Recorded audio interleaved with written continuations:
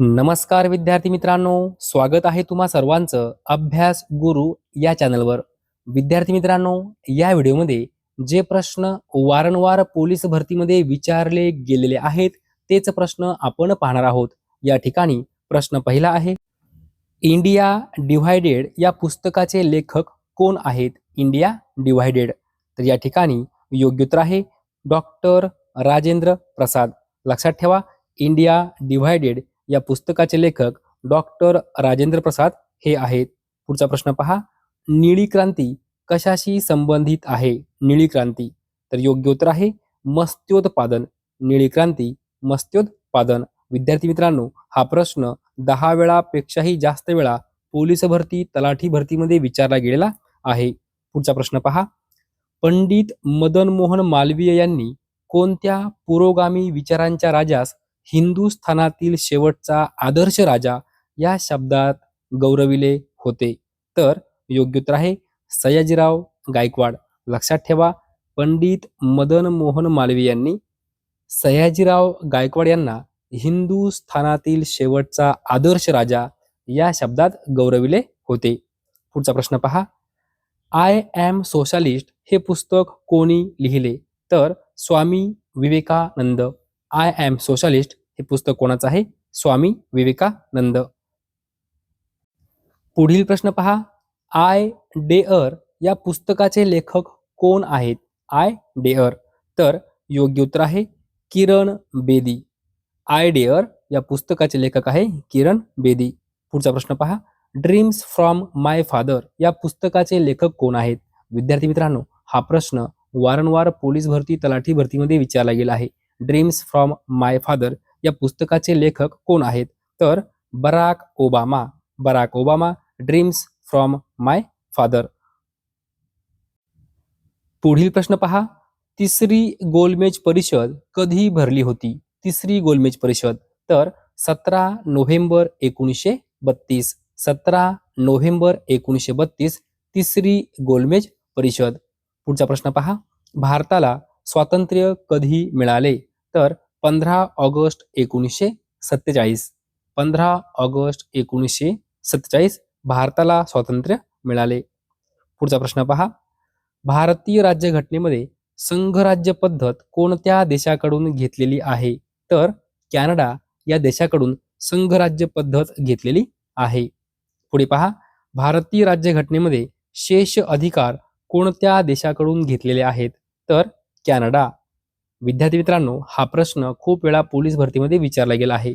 लक्षात ठेवा, संघराज्य पद्धत आपण कॅनडा या देशाकडून घेतलेली आहे आणि शेष अधिकार हे सुद्धा कॅनडा या देशाकडून घेतलेले आहेत.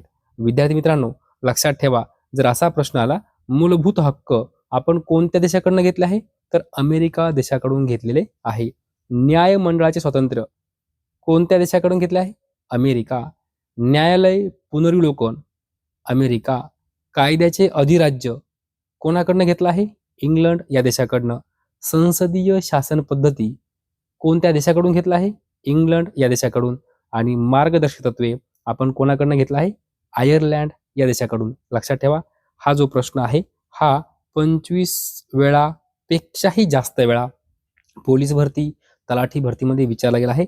मार्गदर्शक तत्वे आपण कोणत्या देशाच्या राज्यघटनेतून घेतले आहे? तर आयर्लंड. लक्षात ठेवा, हे सर्व महत्वपूर्ण आहे. पुढचा प्रश्न पहा, चिपळूण कोणत्या नदीकाठी वसलेले आहे? चिपळूण. तर वशिष्ठी नदीकाठी चिपळूण वसलेले आहे. माजलगाव कोणत्या नदीकाठी वसलेले आहे? तर सिंदफणा नदीकाठी माजलगाव वसलेले आहे. पुढे पहा, चरकसंहिता हा ग्रंथ कोणत्या विषयाशी संबंधित आहे? तर वैद्यकशास्त्र. चरकसंहिता हा ग्रंथ वैद्यकशास्त्र या विषयाशी संबंधित आहे. जगातील सर्वात मोठे महाकाव्य कोणते आहे? तर महाभारत सर्वात मोठे महाकाव्य. पुढील प्रश्न पहा, राष्ट्रीय प्रदूषण नियंत्रण दिन कधी असतो? तर 2 डिसेंबर. राष्ट्रीय प्रदूषण नियंत्रण दिन 2 डिसेंबर. जागतिक संगणक साक्षरता दिन कधी असतो? 2 डिसेंबर. लक्षात ठेवा, हा प्रश्न परीक्षेमध्ये विचारला गेला आहे. जागतिक संगणक साक्षरता दिन 2 डिसेंबर. पुढचा प्रश्न पहा, भारतीय राज्यघटनेतील कलम क्रमांक 368 काय आहे? तर घटना दुरुस्ती. विद्यार्थी मित्रांनो, पोलीस भरतीमध्ये, तलाठी भरतीमध्ये, वनरक्षक भरतीमध्ये हा प्रश्न 25 वेळापेक्षाही जास्त वेळा विचारला गेलेला आहे. लक्षात ठेवा, कलम क्रमांक 368 घटना दुरुस्ती. ओके. पुढचा प्रश्न पहा. भारतीय राज्यघटनेतील कलम क्रमांक 280 काय आहे? तर वित्त आयोग. लक्षात ठेवा, कलम क्रमांक 280 वित्त आयोग. विद्यार्थी मित्रांनो, भारतीय राज्यघटनेतील 3 कलमे सांगतो, ते 3ही कलमे तोंडी पाठ करून ठेवा. पहा, घटना कलम क्रमांक 352 काय आहे? राष्ट्रीय आणीबाणी. राष्ट्रीय आणीबाणी. घटना कलम क्रमांक 356 काय आहे? राज्य आणीबाणी. 356 राज्य आणीबाणी. घटना कलम क्रमांक 360 आर्थिक आणीबाणी. 360 आर्थिक आणीबाणी. विद्यार्थी मित्रांनो, कलम क्रमांक 352, कलम क्रमांक 356, कलम क्रमांक 360 यांच्यावर वारंवार पोलीस भरती, तलाठी भरतीमध्ये प्रश्न विचारले गेलेले आहेत. लक्षात ठेवा, 3ही कलम जर विचार केला तर आणीबाणी हा शब्द कॉमन आहे. कोणता शब्द? आणीबाणी. लक्षात ठेवा, 352 जर म्हटलं तर राष्ट्रीय, 356 म्हटलं तर राज्य आणि 360 म्हटलं तर आर्थिक. ओके. 352 राष्ट्रीय आणीबाणी, 356 राज्य आणीबाणी आणि 360 आर्थिक आणीबाणी. तोंडी पाठ करून ठेवायचं आहे. काहीतरी ट्रिक्स लावून ठेवा म्हणजे तुमच्या लक्षात राहील. ओके. कारण जेव्हा आपल्याला पेपरला विचारलं जाईल की कलम क्रमांक 352 खालीलपैकी कोणत्या गोष्टीशी संबंधित आहे, तर त्या ठिकाणी तुम्हाला पर्यायामध्ये राष्ट्रीय आणीबाणी असणार आहे, राज्य आणीबाणी असणार आहे, आर्थिक आणीबाणी असणार आहे. अशा वेळेस आपल्याला कन्फ्यूज होऊ शकतं. म्हणून लक्षात ठेवा, 352 मध्ये काय आहे, 356 मध्ये काय आहे आणि 360 मध्ये काय आहे. पुढील प्रश्न पहा. मातृत्व लाभासंबंधीचा कायदा हा कधीचा आहे? तर 1961. मातृत्व लाभासंबंधीचा कायदा 1961. समान वेतन कायदा कधीचा आहे? 1976. विद्यार्थी मित्रांनो, हा प्रश्न तोंडी पाठ करून ठेवा. 1976. ओके. समान वेतन कायदा 1976. परीक्षेमध्ये वारंवार हा प्रश्न विचारला गेला आहे. पुढचा प्रश्न पहा. देहू आळंदी कोणत्या नदीकाठी वसलेले आहे? तर इंद्रायणी नदीकाठी देहू आळंदी वसलेले आहे. हा प्रश्न परीक्षेत विचारला गेला आहे. देहू इंद्रायणी नदीकाठी वसले आहे. आळंदी इंद्रायणी नदीकाठी वसलेले आहे. नेवासे कोणत्या नदीकाठी वसलेले आहे? तर प्रवरा नदीकाठी नेवासे वसलेले आहे. पुढे पहा. जगातील सर्वात मोठा त्रिभुज प्रदेश कोणता आहे? तर सुंदरबन त्रिभुज प्रदेश. जगातील सर्वात मोठा त्रिभुज प्रदेश सुंदरबन. लक्षात ठेवा. जगातील सर्वात मोठे गोड्या पाण्याचे तळे कोणते आहे? तर सुपिरियर. सुपिरियर सरोवर. लक्षात ठेवा, गोड्या पाण्याचे तळे सुपिरियर. पुढील प्रश्न पहा. जगातील सर्वात खोल तळे कोणते आहे? तर बैकल सरोवर. सर्वात खोल तळे. जगातील सर्वात उंच तलाव कोणता आहे? तर टिटिकाका. जगातील सर्वात उंच तलाव. पुढचा प्रश्न पहा. जागतिक अपंग दिन कधी असतो? तर 3 डिसेंबर. जागतिक अपंग दिन. नौदल दिन कधी असतो? तर 4 डिसेंबर. नौदल दिन. विद्यार्थी मित्रांनो, हा प्रश्न खूप वेळा परीक्षेमध्ये विचारला गेलेला आहे. या ठिकाणी जागतिक अपंग दिन आपल्याला विचारला आहे. विद्यार्थी मित्रांनो, लक्षात कसं ठेवायचं ते सांगतो पहा.